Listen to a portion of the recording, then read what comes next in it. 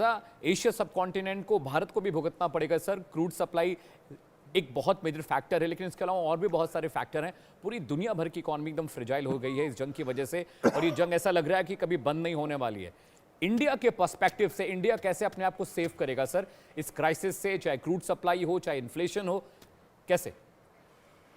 Right, बहुत बहुत धन्यवाद sir, thank you very much. आपने अभी एक आउटस्टैंडिंग जनरल ऑफिसर का सुना है एनालिसिस, अब एक इकोनॉमिस्ट का सुन लीजिएगा। ये जो प्रिडिक्शन होती है कि अमेरिका में डिप्रेशन होने वाली है, रबिश। डिप्रेशन तब होती है जब आपकी आर्थिक व्यवस्था या जीडीपी कोलैप्सेस बाय एटलीस्ट 25%, जो ग्रेट डिप्रेशन में हुआ था। राइट। इन्फ्लेशन 10%, ये स्टैंडर्ड है। इन्फ्लेशन 10% से ज्यादा हो जाती है, अमेरिका में नहीं हो रहा। अमेरिका में फर्स्ट डिप्रेशन, ग्रेट डिप्रेशन 1928 में 9,000 बैंक कोलैप्स कर गए थे। अभी तक एक नहीं हुआ इस जंग के कारण। बैंक्स आर वेल कैपिटलाइज्ड, बहुत पैसा है उनके पास। और ये जो हम लोग सुन रहे हैं कि ये लोगों ने मीटिंग की थी वो डोनाल्ड ट्रंप और बोला कि ये कर दो वो कर दो। बेसिकली जब डोनाल्ड ट्रंप साहब ने America largest defence firms, Pennsylvania defence innovation summit जुलाई 26 में बातचीत की थी, सबसे बड़ी कंपनियां, उनको बोला था जल्दी जल्दी हथियार बनाओ और बहुत जल्दी बनाओ। फिर लोगों ने कहा कि इसके पास, इसका मतलब है कि इसके पास हथियार कम हो रहे हैं। उससे पहले, कुछ दिन पहले, ट्रंप ने वॉल स्ट्रीट जर्नल को कहा था कि we have far more ammunition than anyone in the world and more than we need. अब कौन सी सच्चाई है कौन सी नहीं है ये आप खुद फैसला करिए, लेकिन मेरा ये मानना है सर कि ये कहना कि अमेरिका बर्बाद हो रहा है, नॉट एट ऑल। वहां की आर्थिक व्यवस्था इस समय बड़ी तगड़ी है, it's growing. America is a war economy. Sir मैं आपसे पूछ रहा हूँ, आप तो मुझसे ज्यादा जानते हैं, अमेरिका की आजादी को कितने साल हो गए हैं सर? 250? अभी तो सेलिब्रेट किया था 250th बर्थडे। और इस 250 साल में केवल 20 साल थे जब अमेरिका जंग नहीं लड़ रहा। America is a war economy, they love to fight, उनको मजा आ रहा है। डोनाल्ड ट्रंप ने नहीं कहा एक बार आई लव टू फाइट?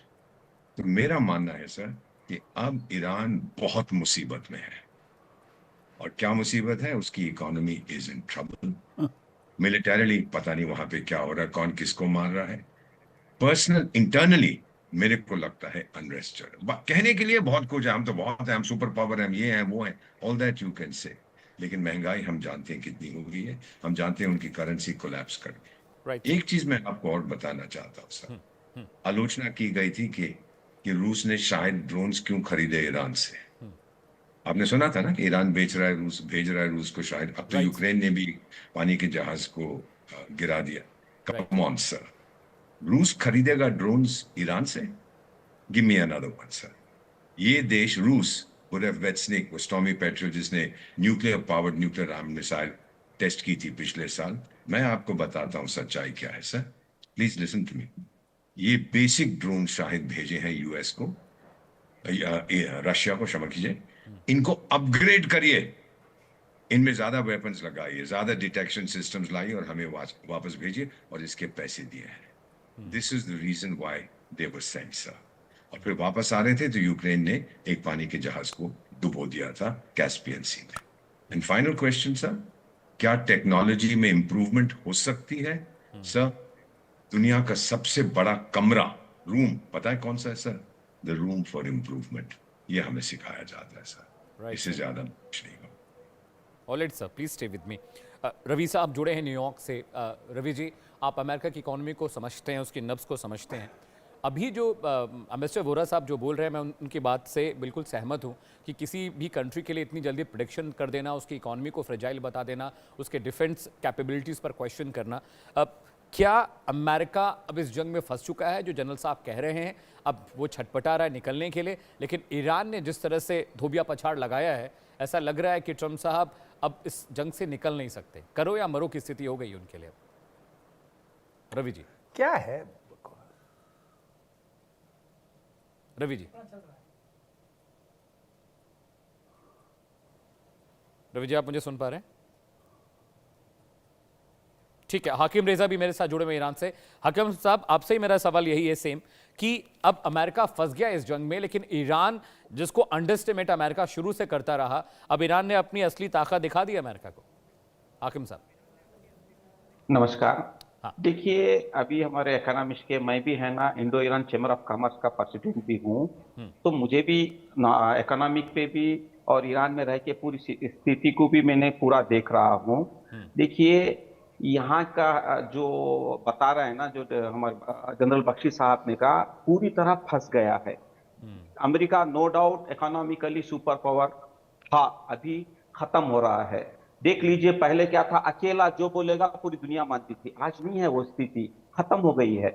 ये जो जैसे जैसे ईरान चाह रहा है लंबी जंग, ये ईरान शॉर्ट जंग में नहीं जा रहा है। ये चाह रहा है, जैसे आप सब लोगों को पता है, इराक के साथ 8 साल जंग लड़ा, इराक के पीछे पूरी दुनिया थी, उस टाइम पे रशिया भी साथ में था, उसके बावजूद भी ईरान झुका नहीं। तो ईरान है ना इतना आर्म्स एंड एम्युनिशन बना चुका, इतना उनके भंडार, उन्होंने जैसे लास्ट टाइम एयर कमांडर ने बताया था कि हमारे पास इतने मिसाइल सिटीज हैं, अगर हर हफ्ते एक एक दिखाएंगे तो 2 साल लगेंगे। तो तकरीबन अंदाजा लगता है कि 100 से भी ज्यादा मिसाइल सिटीज, अंडरग्राउंड सिटीज हैं उनके पास। तो जो भी पहले के, जो पुराना 30-40 साल पहले का जो उनके वेपन्स था, उसी को इस्तेमाल किया है। कभी भी नए बहुत कम उन्होंने इस्तेमाल कर रहे हैं। तो इतना ज्यादा बर्बादी के, जितने भी देख लीजिए, जितने भी खाड़ी देश में उसके बेसेस थे, सबको बर्बाद कर दिया, करके अभी जाके जॉर्डन में मार रहा है, इजिप्ट में मार रहा है, जहां से भी इंटरसेप्टर, जब इसराइल मारने से, क्योंकि इसराइल थोड़ा दूर है ना, वो जस्ट रास्ते में जाने में इंटरसेप्ट गिरा देंगे बोल के जहां जहां भी लग रहा है सब बेसेस को खत्म कर रहा है। ऐसा नहीं है कि ईरान प्लानिंग के साथ जंग ऐसी चला रहा है कि उसको अमेरिका इस तरह बुरी तरह फंस गया है, वो निकल नहीं सकता। अभी जब तक के ये तो यहाँ पर ईरान में जब भी बातचीत के लिए पूछ रहे हैं तो पूरी पब्लिक बोल रही है कि अभी बातचीत नहीं होगी। किससे बातचीत करोगे? वो जो बार बार धोखा देते रहता है, उससे बात करोगे। जो सबसे बड़ा जालिम है, हजारों बच्चों को गाजा में और कहीं यानी ईरान में सब जगह मारा, उससे बातचीत करोगे?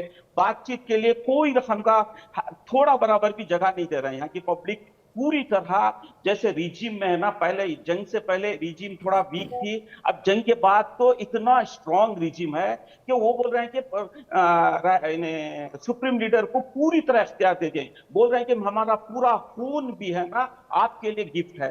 तो इस तरीके का जो हौसले, हिम्मत जो है ना, और 3 करोड़ से ज्यादा लोग जंग में हिस्सा लेने के लिए लिखा चुके हैं नाम, सिर्फ ईरान के अंदर। उसके अलावा मिलियंस ऑफ आर्मी उनके पास है, और उनके जितने भी रेसिस्टेंस ऑफ फोर्सेस इराक में, लेबनान में और लेबनान में है, वो मिलियंस में है। जैसे कि बख्शी साहब ने बोला कि 1 मिलियन भी लाए ना तो भी ईरान से जीत नहीं सकता, क्योंकि इनके पास करोड़ों के ये है। तो इसमें जो ईरान जानता है लंबी जंग चलने से अमेरिका की इकोनॉमी को तोड़ना है, वो कैसे छोड़ेगा? इकोनॉमी जब बर्बाद हो जाएगी तो अमेरिका खुद ब खुद झुक जाएगा।